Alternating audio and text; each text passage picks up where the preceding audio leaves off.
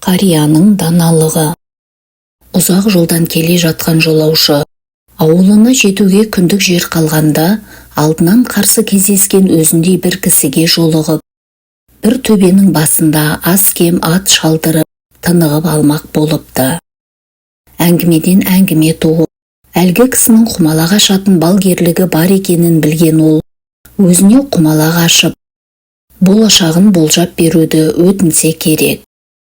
Алдына жайылған орамалға 41 құмалақты шашып жіберіп, құмалақ көрсеткен болжамдарды оқыған құмалақшы. Ұзақ жолды еңсеріп, ел шетіне жақындап қалыпсың. Амандық болса, ауылыңа жетуге аз қалған екен. Жүріңкіреп отырып, бүгін кешке үйіңе жетіп қонсаң, үйдегі әйелің өледі. Ал асықпай жүріп, жолға қонсаң, өзің өлесің, деген екен. Мына әңгімеден кейін бойын бір ызғар қарып өткендей болған жолаушы көпке дейін өзіне өзі келе алмапты. Екеуі екі жаққа аттанып кеткеннен кейін үйге кешке дейін жетіп алуы керек пе, әлде жолға түнегені дұрыс па? Соны шеше алмай, ойы онға, санасы сан саққа жүгірген ол, не де болса деп, атын шаужойлап жолға сала бергенде: «Не істеп келесің сен? Осы уақытқа дейін иш жаласып көрмеген, Құдай қосқан қосағың, сені қашан келеді деп жолыңа сарсыла қарап отырған адал жарың, балаларыңның анасы емес пе ол? Осы қылығыңмен немерелеріңді емірене сүйіп, сенің алыс жолдан алып келгеніңді оларға мейірлене таратып отырған кезінде, кең дүниесін тарылтып, бір сәтке о дүниеге аттандыра салмақ болып келе жатқаныңды сезесің бе өзің?» деп, жүрегінің терең түкпірінен атой берген бір дауыс атының басын тартуға мәжбүр етті. «Қой, не де болса өзім көрейін. Ауылға жақындап бір төбенің басына кідірсем, не өзім сияқты жолаушы, не мал қараған біреулер денемді тауып, елге жеткізер. Еркек тоқты, құрбандық.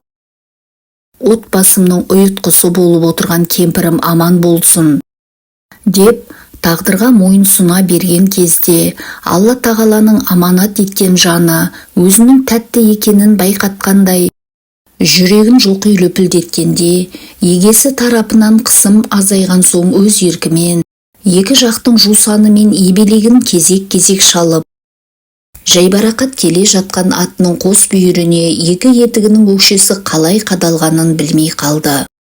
Егесінің қысыңқырап қалған тақымы мен тебінгінің сыртынан қатты батқан қос өкшенің тегеурініне шыдамай, ытқырына жөнелген атынан түсіп қала жаздап, зорға тіктелген ол сәлден кейін жаяу бүлкілге салып жолға түсті.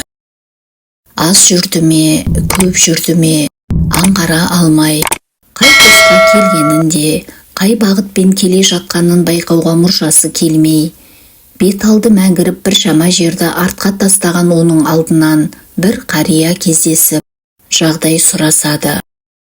Ұнжырғасы түсіп, түрі келмей, құр сүлдері келе жатқан оны алдында кездескен бір биік төбенің басына кідіртіп аттан түсіреді. Солай де, балам. Үйге барсам әйеліме, жолға түнесем өзіме қауіп дедің бе? Өте қиын жағдай екен. Десе де ойланайық. Қандай тығырық болса да бір шығар жері болушы еді. Бәрі Алланың қолында ғой, қарағым. Деген ол жолаушының мінген атын, үстіндегі киімін, қолындағы қамшысын асықпай сыдырта бір қарап өтеді.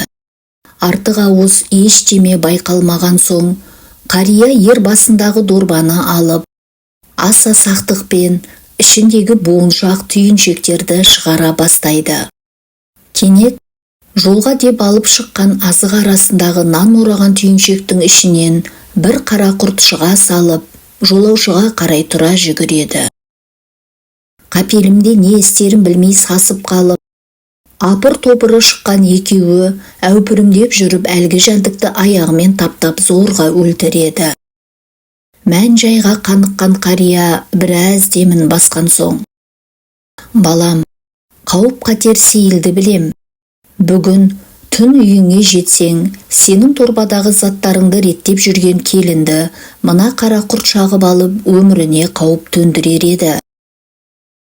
Ал жолға түнесең, тамақтанғалы жатқаныңда бір қауіпке өзің ұрынар ең. Әлгі құмалақшының құмалағына түсіп отырған осы жайлар шығар. Әттеген-ай, қауіп-қатерді сезгенімен, оның қайдан келетінін тап басып айта алмаған екен, депті.